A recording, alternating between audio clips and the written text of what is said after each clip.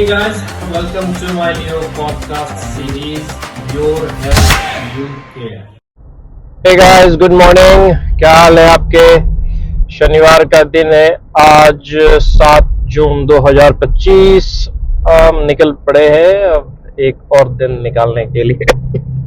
I know you IT guys, I am so envious कि आपके तो सैटरडे संडे ऑफ होते हैं, हमारे तो सिर्फ संडे ही ऑफ होते हैं। इन एनी केस आज जो मैं आप लोगों से बात करने वाला हूँ वो भी एक बहुत बड़ी टॉपिक नहीं होने वाली है।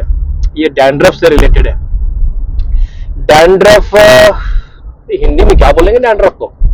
फफूंदी, आई डोंट नो।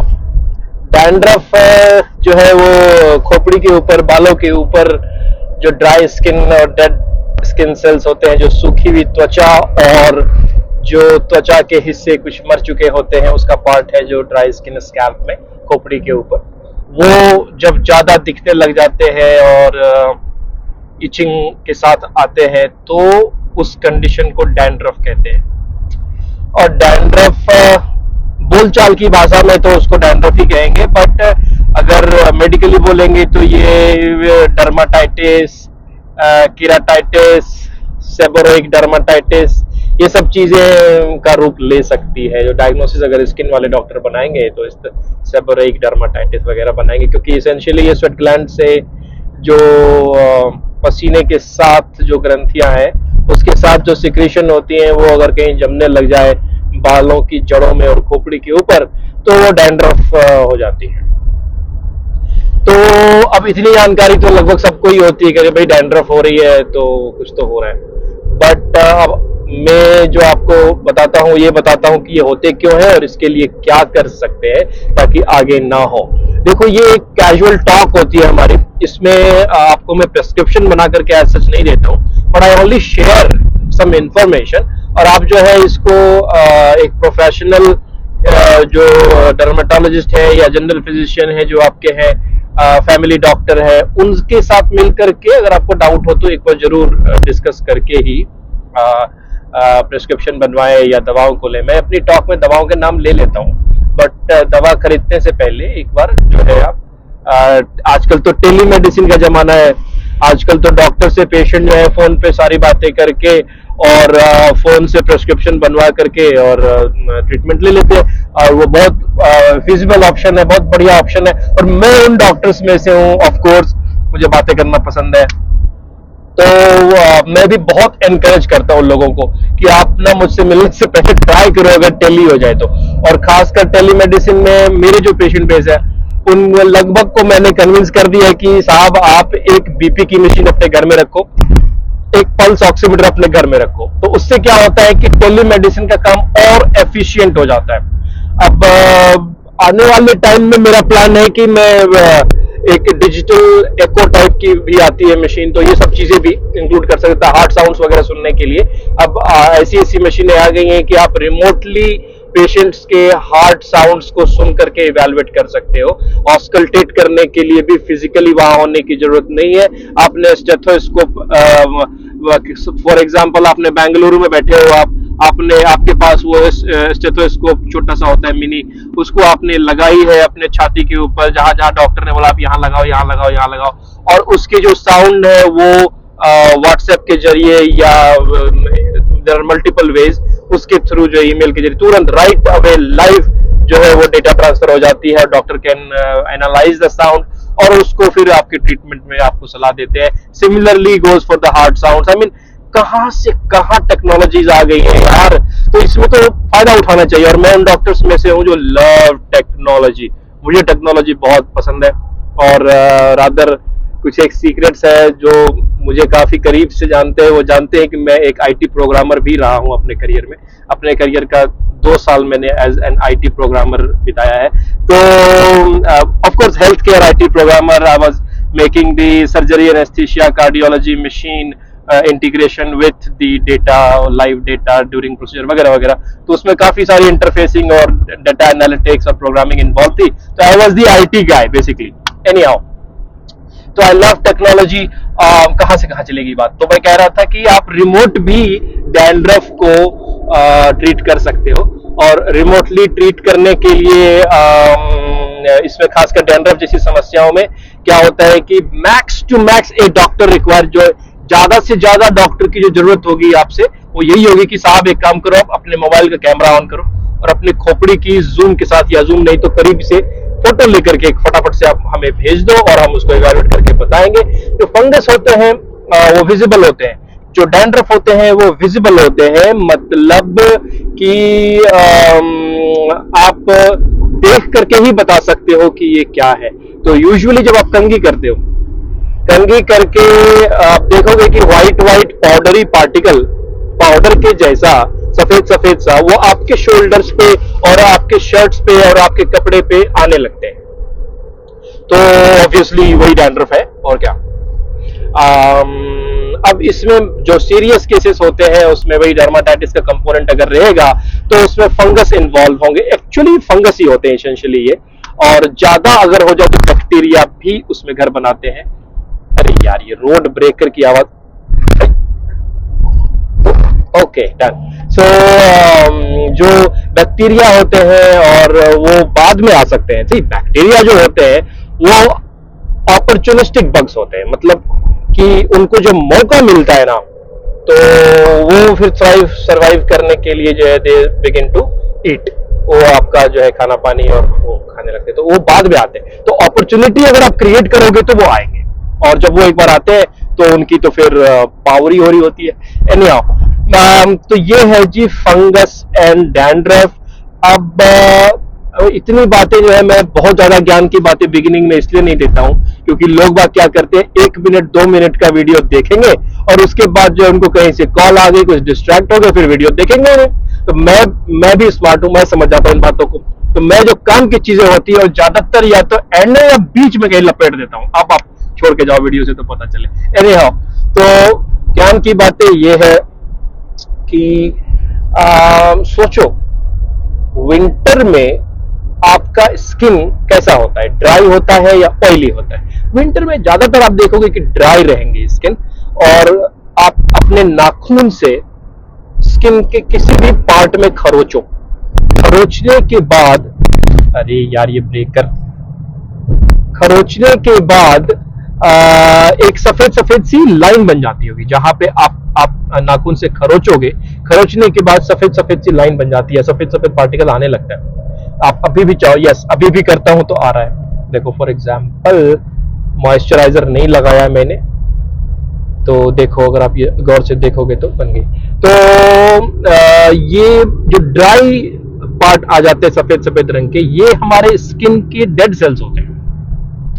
ये ड्राइनेस को दिखाते हैं, स्किन के डेड सेल्स होते हैं, और ये जो डेड सेल्स होते हैं वो आइडियली स्वेट के थ्रू निकल के, और जब आप शावर वगैरह लेते हो तो निकल जानी चाहिए, और निकल जाती ही है बेसिकली। आप खरोचा है तो आगे, अदरवाइज ये शावर में निकल जाती है।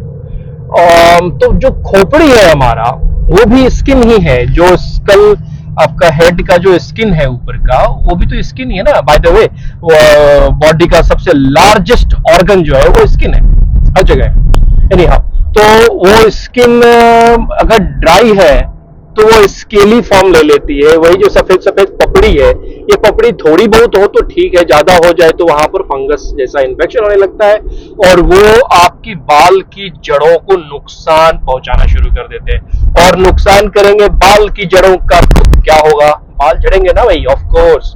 तो इसलिए इसको अटेंशन देना जरूरी है। और क्यों हो रहा है ये डिहाइड्रेशन? मेरी बातों में पानी ना हो ही नहीं सकता। तो ये डिहाइड्रेशन की वजह से आपका वहां फिल्टरिंग नहीं हो पाई, या अगर आप फ्रीक्वेंट शैम्पू नहीं करते हैं तो फिर वहां से भी आपको ड्राइनेस और फंगस ये सारी चीजें आने लगती है। तो ड्राइनेस को मेंटेन करने के लिए 2 तरीके। पहला तरीका एंडोजेनस, यानी कि जब आप पानी पीते हो तो अंदर से वो प्लम्बिंग सिस्टम के थ्रू, वेसल्स और पाइप के थ्रू वो सारा पानी आपकी खोपड़ी तक भी पहुंचेगा, और जाकर के ये जो फसल आपकी फसलें उग रही है इनकी सिंचाई करेगा अंदर से, अंडर वायरिंग से। और दूसरा तरीका कि, और पहले वाले के लिए क्या जरूरी है, पानी पीना, हाइड्रेटेड रहोगे तभी तो सिंचाई होगी भाई साहब। एनीहाउ, और ऊपर से कैसे सिंचाई कर सकते हैं इसकी, ऑब्वियसली बहुत सारे कॉस्मेटिक और प्रोडक्ट्स मार्केट में अवेलेबल है, ओवर द काउंटर अवेलेबल है, जो बोलते हैं या दावा करते हैं कि हम आपके बालों को हाइड्रेट करके रखते हैं, हम आपके बालों को मॉइस्चराइज करके रखते हैं, हम आपके बालों को हेल्दी रखते हैं, तो वो लगा सकते हैं। मोस्ट कॉमनली जो मैं अपने पेशेंट्स को रेकमेंड करता हूं वो हेयर मास्क रेकमेंड करता हूं, जिसको कंडीशनर भी बोल सकते हैं। एक टाइप ऑफ कंडीशनर होती है, जब आप शैम्पू कर लेते हो तो शैम्पू के बाद एक कंडीशनर लगाओगे तो वो उनकी जो मैकेनिज्म होती है वो पानी को अपने पास सोख करके रखने की उसमें क्षमता होती है कम से कम 10-12 घंटे तक, तो इतना काफी होता है। तो बाहर से आप ये कंडीशनर और हेयर मास्क बढ़िया क्वालिटी के, और खासकर जिसमें केराटिन हो, खासकर जिसमें कोलाजन हो, कोलाजन केराटिन जो यूजुअली एलोवेरा बेस के होते हैं वो बड़े अच्छे होते हैं। और देयर आर मल्टीपल एक्चुअली उनके, जब आप इंग्रेडिएंट्स के लिस्ट देखोगे बड़ी लंबी सी लिस्ट होती है, तो वो आप यूज कर सकते हैं। बढ़िया ब्रांड की लें, और जिस ब्रांड की लें उस पर टिकें। अब मैंने तो 1-2 ब्रांड्स के लिए काम भी किया था, टेली मेडिसिन में ही करता था, उनके प्रोडक्ट्स भी बड़े अच्छे थे। तो आप कोई सा भी वट एवर सूट्स यू, आप वो ऊपर से बालों को हाइड्रेट करने के लिए और मॉइस्चराइज रखने के लिए लगा सकते हैं, जिससे कि आपकी बाल जो है मॉइस्चराइज्ड अगर रहेंगे तो ड्राइनेस नहीं होगा, और अगर ड्राइनेस नहीं होगा तो फंगस और ये डैंड्रफ होने की संभावनाएं ना के बराबर हो जाती है। और बाल की जड़ें जो, अब इसमें एक और लग रहा है ना, मैंने कहा था कि ये बात छोटी होगी लेकिन ये बात लंबी होने वाली है। पूछो क्यों? क्योंकि बड़ी इंटरेस्टिंग कहानियां हैं इसमें। क्या कहानियां हैं कि गुरुत्वाकर्षण समझते हो आप, ग्रेविटी। तो ग्रेविटी के पॉइंट ऑफ व्यू से, अगर आप, ये बातें आपको किसी बुक्स में नहीं मिलेंगी, ये हमारे experience, knowledge and patient interaction से आती हैं, तो इसलिए बता रहा हूं। गुरुत्वाकर्षण जो है वो हमारे शरीर के कौन से हिस्से में सबसे ज्यादा अफेक्ट करेगा? टोज में या स्कल में? ऑफ कोर्स टोज में, राइट। कि अगर कोई न्यूट्रिशन, ब्लड, पानी अगर हमारे शरीर में कहीं पहुंचाने होगी तो सबसे फास्ट और सबसे इजी कहां पहुंचाई जा सकती है? वो आपके टोज में, फीट में, लोअर लिम्ब में ज्यादा आसानी से पहुंचाई जा सकती है, क्योंकि रफ्तार को सपोर्ट क्या करेगा? ग्रेविटी। अब उसी थ्योरी को आप लगाओ कि जो मेडिसिन, दवा, vitamin, biotin, vitamin E, vitamin C, collagen, keratin, amino acid, protein जो जरूरी है हमारे बालों के लिए, अगर उसको खोपड़ी तक पहुंचाना हो तो वो आसान प्रोसेस होगी या डिफिकल्ट होगी? ऑब्वियसली डिफिकल्ट होगी ना यार, वो ग्रेविटी के अगेंस्ट है, उसको पुश करने के लिए मेहनत करनी पड़ेगी। तो ये एक दूसरा कारण है कि हमारे खोपड़ी की सिंचाई अच्छे से नहीं हो पाती है और हम गंजे भी होने लगते हैं, और ये अपॉर्चुनिस्टिक बग्स भी आपको तंग करते हैं, बिकॉज वहां पर ब्लड का पहुंचना, वाटर जो फ्लूइड है, जो मेडिसिन है, मिनरल्स है, वो पहुंचाना थोड़ा सा टफ होगा। हमेशा सोते तो रहेंगे नहीं, तो इसलिए भी आप देखोगे कि जो स्कल की स्किन होती है वो इजीली टेंडेंसी होती है डैमेज होने की, और इवेंचुअली आपको डैंड्रफ और फंगस आते हैं। तो ये हो गई आपका एक लॉजिक। दूसरा लॉजिक, अब आप सोचो कि एक्चुअली ये फसल की तरह ही होती है, यू है ना, इसको उगाते हैं, और जो डैंड्रफ होते हैं वो उसमें एक, जैसे हम कोई फसल उगाते हैं तो उसमें कीड़े मकोड़े आ जाते हैं, उसमें पेस्ट्स आ जाते हैं, इंसेक्ट्स आ जाते हैं, तो वैसे ही फंगस एंड डैंड्रफ आते हैं। तो इसके लिए इसकी इरिगेशन, इसकी साफ सफाई जरूरी है, जड़ों से साफ करना। तो आई रेकमेंड कि जिनकी स्किन ड्राई टाइप की टेंडेंसी है, जिनकी फ्रीक्वेंट फंगस डैंड्रफ की प्रॉब्लम होती है, आप फ्रीक्वेंट शैम्पू करो जी, आप शैम्पू करो। अब आप कहेंगे डॉक्टर साहब शैम्पू तो हम खरीद लें। अरे साहब नहीं, मुझे मैं ऐसा डॉक्टर हूं कि डॉक्टर साहब कम ही लोग बोलते हैं, भाई ज्यादा बोलते हैं, भैया ज्यादा बोलते हैं, मेरे नाम से ज्यादा बोलते हैं। एनीहाउ, तो क्या करें अब इसमें? शैम्पू तो नाना प्रकार के हैं दुकान में। तो भैया ऐसा है कि आप पढ़े लिखे हो, आप उसमें पढ़ो जिसमें कीटोकोनाजोल की कुछ परसेंटेज हो। मोस्ट रूटीनली जिसमें डॉक्टर के प्रेस्क्रिप्शन की भी जरूरत नहीं होती, वो 1% कीटोकोनाजोल होती है। तो आप जो है 1% 2% कीटोकोनाजोल शैम्पू लगा सकते हो, और कोई इसकी ऐसा ज़्यादा नुकसान नहीं होती है। तो आप चाहो तो अल्टरनेट डेज, एक दिन छोड़ के एक दिन आप ये शैम्पू लगा सकते हो। लेकिन जो कीटोकोनाजोल वाली शैम्पू हो वो तभी लगाएं जब आपको डैंड्रफ हो। आपकी डैंड्रफ चली जाए तो आप रेगुलर शैम्पू लगाओ जो बायोटिन रिच होते हैं या बालों की ताकत के लिए होते हैं, वो लगाओ। तो एनीहाउ द आइडिया इज कि आप शैम्पू फ्रीक्वेंटली करो अपने बालों की, तो उससे आपका जो स्कैल्प है वो हेल्दी रहेगा, और वहां पर जो ग्रीजी सब्सटेंस जो स्वेट ग्लैंड से निकलते हैं वो कम निकलेंगे, तो अपॉर्चुनिस्टिक फंगस और डैंड्रफ कम होंगे एंड आपके बाल शाइनी एंड हेल्दी रहेंगे। दूसरी कि आप अगर आप बालों में तेल लगाते हो, जैसे कोकोनट वाटर है, कोकोनट ऑयल है, या कुछ भी ऑयलिंग अगर आप करते हो, आलमंड या एक आती है फिगारो, तो ऑयलिंग कर सकते हैं, बट ऑयलिंग करके ज्यादा टाइम तक खोपड़ी को छोड़ना नहीं होता है।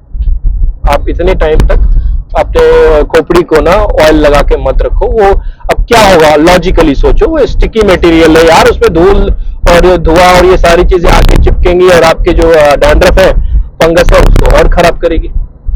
तो इसलिए आप अगर ऑयलिंग करते हो, जो मैं भी जब हेयर कट वगैरह के लिए जाता हूं तो ऑयलिंग कराता हूं, तो ऑयलिंग करा करके मसाज करके खोपड़ी को, और उसको आप आधे घंटे के अंदर ना फिर शैम्पू करो, लंबे टाइम तक छोड़ो मत, ताकि डैंड्रफ और ये फंगस ना आए आपके बालों में। और अगर आपके सोरियासिस और एक्जिमा की हिस्ट्री है, स्किन डिजीज की हिस्ट्री है, तो विदाउट एनी डाउट आप सबसे पहले जो स्किन के डॉक्टर हैं उनसे मिलेंगे। कोई ऑटोइम्यून कंडीशन है, सोरियासिस है, कई बार पैचेस में, स्केली पैचेस में, सिल्वरी स्केली पैचेस में आपकी खोपड़ी के ऊपर आते हैं, तो उस केस में आपको इमीडिएटली जो है अपॉइंटमेंट लेनी है, और जो स्किन के डॉक्टर होते हैं, डर्मेटोलॉजिस्ट होते हैं, उनसे अपनी ट्रीटमेंट कराने के बाद ही हमारी एडवाइस को फॉलो करेंगे। पहले आपको उनकी एडवाइस को फॉलो करना है, तो इससे आपके डैंड्रफ नहीं आएंगे, आप ठीक रहेंगे। इससे ज़्यादा यही है कि पानी ज़्यादा पियो यार, और फ्रूट्स वेजिटेबल्स ज़्यादा खाओ, और विटामिन ई, बायोटिन, ये सारी चीज़ें अगर आप ज़्यादा करते हो तो ऑब्वियसली आपके बालों को बड़ा फ़ायदा होता है। तो ये टॉपिक आज की थी। आज का दिन शनिवार का दिन है, ट्रैफिक कम होनी है, बिकॉज ज़्यादातर कॉर्पोरेट ऑफिसेस बंद होते हैं तो ट्रैफिक नहीं होगी। दूसरी कि आज दिन ड्राई है, सनी है, और गुड थिंग कि कल संडे है, फंडे है, तो कल तो रील्स मोस्ट लाइकली नहीं बनेगी, बट एंजॉय करेंगे, या घर के काम करेंगे, पता नहीं, वो तो कल ही पता चलेगा। Guys, take care and have a great rest of the weekend. Party and drink plenty of water. All right, guys, good day.